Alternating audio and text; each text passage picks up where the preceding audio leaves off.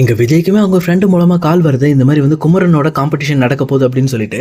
இது கேட்டோன்னே இந்த பக்கம் வந்து விஜயுமே ரொம்ப ஹாப்பி ஆயிடுறாரு. ஏன்னா குமரனோட இந்த திறமைக்காக கண்டிப்பா அவருக்கு நம்ம சர்ப்ரைஸ் கொடுக்கணும். அது மட்டும் இல்லாம அவர் ரொம்பவே கஷ்டப்பட்டிருக்காரு இந்த விஷயத்துக்காக அப்படின்னு சொல்லிட்டு இந்த பக்கம் உடனே காவேரிக்கு கால் பண்ணி சொல்றாங்க.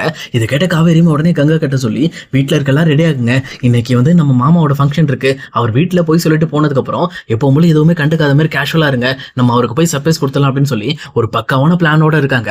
அதுக்கேற்ற மாதிரி இங்க குமரனுமே காலையில இருந்து ரெடி ஆகி இன்னைக்கு வேற ஷோ இருக்கு, சரி நம்ம கிளம்பிடலாம் அப்படின்னு சொல்லிட்டு, சரி கங்கா இன்னைக்கு கடையில நிறைய வேலை இருக்கு அப்படின்னு சொல்லிட்டு எப்பவும் போல கடை கிளம்புற மாதிரி அவருமே பேக் எடுத்துட்டு கிளம்புறாரு. இந்த பக்கம் கங்காக்கும் தெரிஞ்சிருது ஆல்ரெடி ஒரு பேக்ல நிறைய காஸ்டியூம்ஸா வச்சிருக்காரு அப்படின்னு சொல்லிட்டு அவங்களுமே சரிங்க சரி பார்த்துட்டு போயிட்டு வாங்க அப்படின்னு சொல்லிட்டு அவங்களையும் கேஷுவல் அனுப்பிச்சு வச்சுட்டு அவங்க எல்லாருமே வேக வேகமாக ரெடியாக ஆரம்பிக்கிறாங்க. அதே நேரத்தில் குமரனுமே எங்க ஷோக்கு போயிட்டு அங்க அதுக்கு முன்னாடி எல்லாமே ப்ரிப்பேர் ஆகணும், அதுக்கு நம்ம தயாராகணும் அப்படிங்கிறதுக்காக அவருமே பக்காவா ரெடி ஆயிட்டு இருக்காரு. இன்னொரு பக்கம் இன்னைக்கு நடக்க வேண்டிய கான்செப்டை பத்தி யோசிச்சுட்டு இருக்காரு. எனக்கு இதுல செலக்ட் ஆகிற 3 பேருக்கு மட்டும்தான் டாப் 3 கூட்டான இடம் கிடைக்கும், அதுக்காக கண்டிப்பா இதை நம்ம சரியா பயன்படுத்திக்கணும்னு சொல்லி அவருமே நல்ல ப்ரிப்பேர்லாம் பண்ணி அதுக்காக ஃபுல்லாவே ரெடி ஆயிட்டு இருக்காரு. அதே நேரம் இன்னொரு சைடு இங்க கங்காவோட வீட்லயுமே அவங்க அம்மா எல்லாருமே பக்காவா ரெடி ஆயிடுறாங்க. காவேரி ரெடி ஆயிட்டு நம்மளும் இன்னைக்கு போயிட்டு வந்துருவாங்க அப்படின்னு சொல்லி சொன்ன உடனே இந்த பக்கம் விஜயமே தன்னோட கார் எடுத்துட்டு இங்க காவேரி கூட்டிட்டு டேரக்டா கங்கா வீட்டுக்கு போறாங்க. அங்க போயிட்டு கங்கா பாட்டி அவங்க அம்மா எல்லாருமே கூட்டிட்டு இந்த பக்கம் அங்கிருந்து டேரக்டா குமரனோட ஷோக்கு தான் போறாங்க.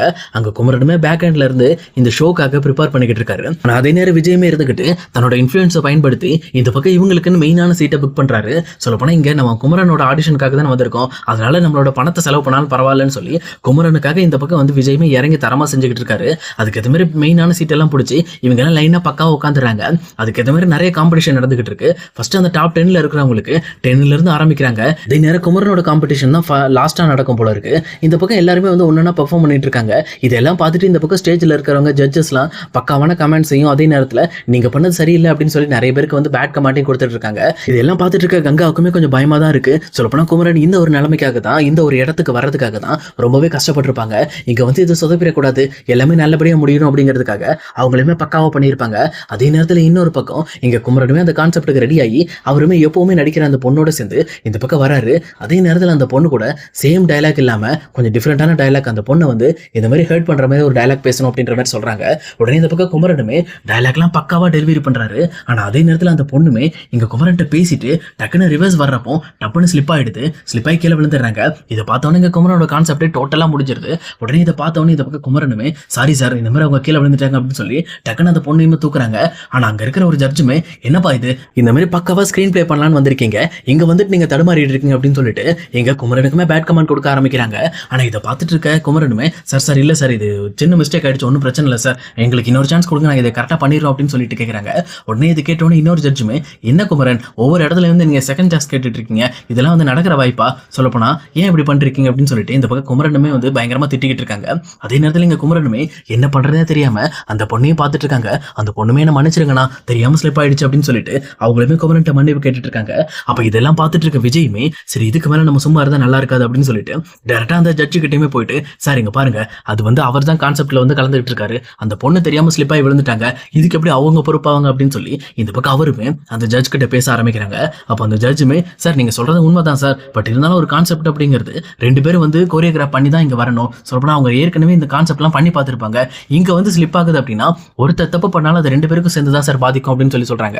பட் இருந்தாலும் இதை யாராலையும் ஏத்துக்கவே முடியல. இன்னொரு பக்கம் குமரன் பயங்கரமா ஃபீல் பண்ண ஆரம்பிக்கிறாங்க.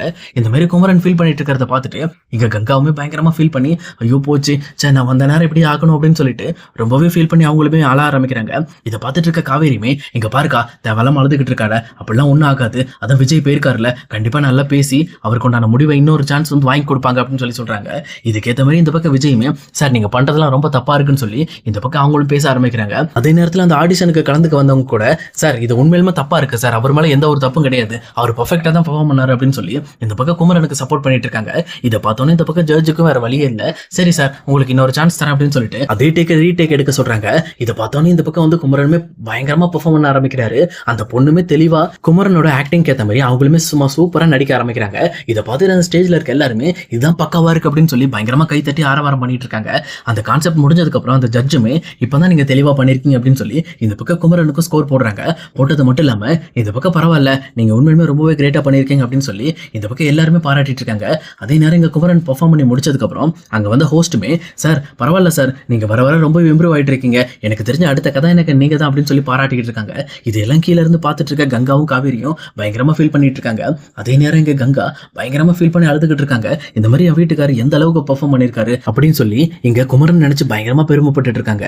இதே நேரம் விஜயுமே இதுக்கு மேல குமரனுக்கு ஒரு நல்ல சான்ஸ் கிடைச்சிருச்சு, இதை பயன்படுத்தி கண்டிப்பா ஒரு நல்ல நிலைமைக்கு வந்துருவாருன்னு சொல்லி எல்லாருமே ரொம்ப சந்தோஷமா ஹாப்பியா யோசிச்சுட்டு இருக்காங்க.